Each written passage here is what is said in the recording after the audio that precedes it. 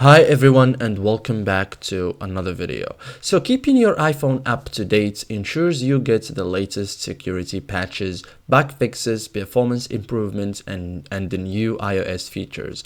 In iPhone settings 2026, updating your iPhone is simple, safe and mostly automatic. In this guide I will show you step by step how to update iPhone software using settings in 2026 like a pro. So first thing first, tap settings. Okay, so this is where system updates are managed.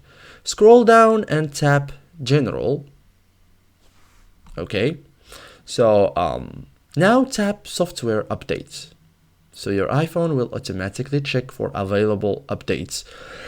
So now if an update is available, tap download and install. Okay, before downloading, make sure iPhone is connected to Wi-Fi, battery is 50% or more or plugged into power, enough storage space is available. Okay, so when prompted, enter your iPhone passcode to continue. The download will begin in the background.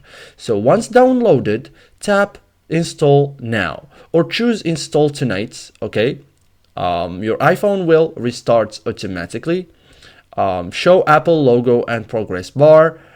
Complete installation safely. Okay, so wait for installation to finish. Installation may take 10 minutes to 30 minutes depending on the update size.